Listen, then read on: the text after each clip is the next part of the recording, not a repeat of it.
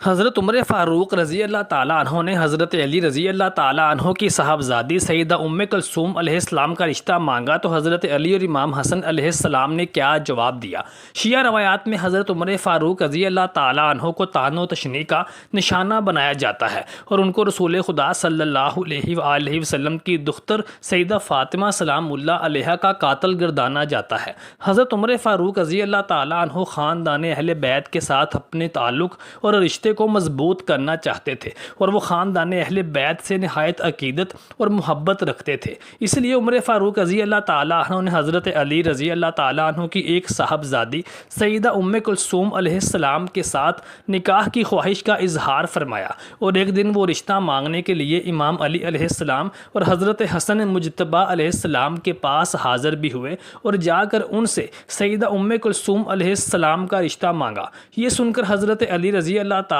عنہ اور امام حسن مجتبیٰ علیہ السلام نے ارشاد فرمایا کہ اے عمر فاروق، آج تو تم ہمارے خاندان کے ساتھ رشتہ جوڑنے کے لیے آ گئے ہو، مگر میری زوجہ اور دختر رسول اللہ صلی اللہ علیہ وآلہ وسلم سیدہ فاطمہ الزہرا رضی اللہ تعالیٰ عنہا کے ساتھ تم نے حضرت ام کلثوم علیہ السلام جو کہ حضرت علی رضی اللہ تعالیٰ عنہ کی سیدہ فاطمہ سلام اللہ علیہا کے بطن سے پیدا ہونے والی بیٹی ہیں، یعنی رسول اللہ صلی اللہ علیہ وآلہ وسلم کی بیٹی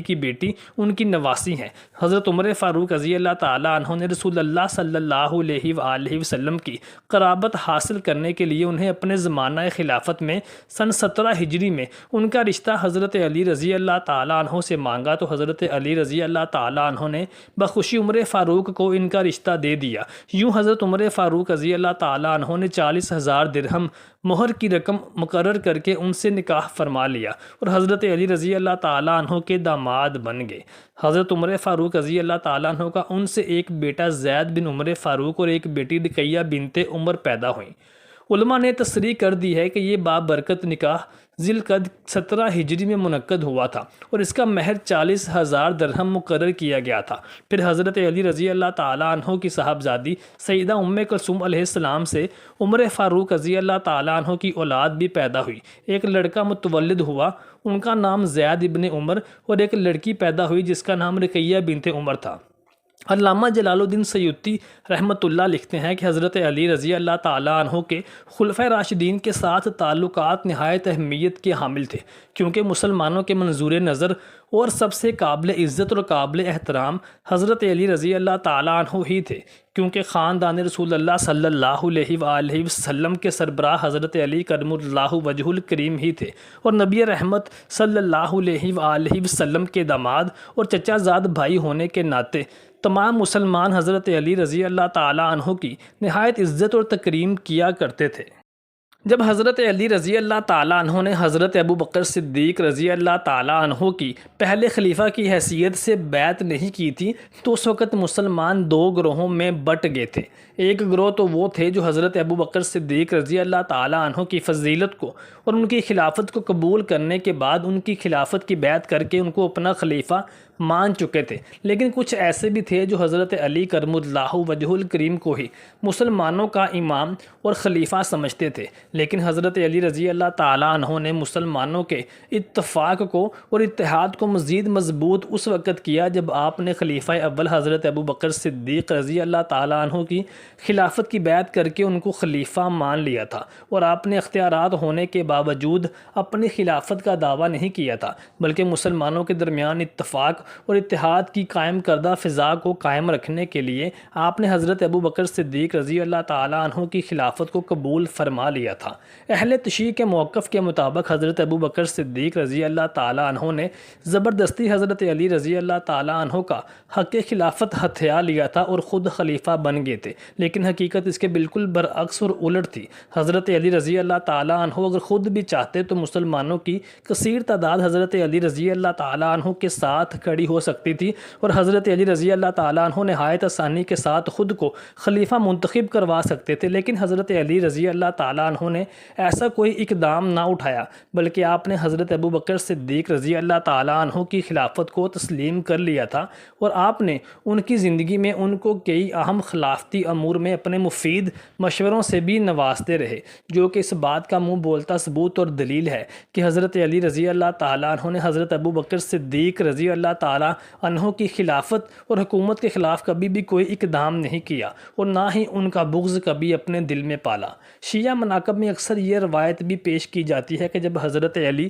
رضی اللہ تعالیٰ عنہ نے حضرت ابو بکر صدیق رضی اللہ تعالیٰ عنہ کی خلافت کی بیعت نہیں کی تھی، تو حضرت ابو بکر صدیق رضی اللہ تعالیٰ عنہ نے بحیثیت خلیفہ اول عمر فاروق رضی اللہ تعالیٰ عنہ کو اور دیگر کچھ صحابہ کرام کو بھیجا تھا کہ حضرت علی رضی اللہ تعالیٰ عنہ کو زبردستی لایا جائے اور ان سے زبردستی میری خلافت کی بیعت لی جائے۔ اسی ضمن میں شیعہ علماء آگے مزید روایات پیش کرتے ہیں کہ عمر فاروق رضی اللہ تعالیٰ عنہ کچھ صحابہ کرام کو اپنے ساتھ لے گئے تھے اور حضرت علی رضی اللہ تعالیٰ عنہ کے گھر جا کر دھاوا بول دیا، اور جا کر ان کو زبردستی گھسیٹتے ہوئے ابو بکر صدیق رضی اللہ تعالیٰ عنہ کے پاس لے کر آئے اور زبردستی ان سے حضرت ابو بکر صدیق رضی اللہ تعالیٰ عنہ کی خلافت کی بیعت کروائی گئی تھی۔ اور یہی نہیں بلکہ بعض شیعہ مناقب اور بعض شیعہ ماخذ تو عمر فاروق رضی اللہ تعالیٰ عنہ کی ذات پر یہ الزام بھی لگاتے ہیں کہ انہوں نے سیدہ فاطمہ بنت محمد صلی اللہ علیہ وآلہ وسلم سلام اللہ علیہ کے گھر کا دروازہ جلا دیا تھا یا توڑ کر سیدہ فاطمہ سلام اللہ علیہ کے اوپر گرا دیا تھا، جس سے سیدہ فاطمہ بنت محمد صلی اللہ علیہ وسلم کے بطن مبارک میں حضرت محسن ابن علی علیہ السلام وفات پا گئے تھے، اور سیدہ فاطمہ سلام اللہ علیہ بھی شدید زخمی ہو گئی تھی، اور جو کہ بعد میں انہی زخموں کی تاب نہ لاتے ہوئے کچھ دن علی رہ کر وفات پا گئی تھی۔ امام احمد حمدانی اور امام طبری علیہ السلام اجمعین کا اس بات پر بخوبی اتفاق ہے کہ عمر فاروق رضی اللہ تعالیٰ عنہ کی ذات اقدس پر لگائے جانے والے یہ تمام الزامات بے بنیاد ہیں اور جھوٹ ہیں، اور شیعہ مناقب و مؤاخذ جن روایات کو بیان کرتے ہیں اور جن کا وہ سہارا لیتے ہیں وہ کاذب اور متروک روایات ہیں، اور انہی میں ایک ابن حزان نامی راوی ہے جس سے ہزاروں کی تعداد میں کاذب اور متروک روایات پیش کی گئی ہیں، اور مستند اور صحیح تاریخ دانوں نے اور مصنفین نے ابن حزان نامی مورخ سے کوئی بھی روایت لینے سے منع فرما دیا ہے۔ چنانچہ حضرت عمر فاروق رضی اللہ تعالیٰ عنہ کی ذات اقدس پر لگنے والے یہ تمام الزامات جھوٹ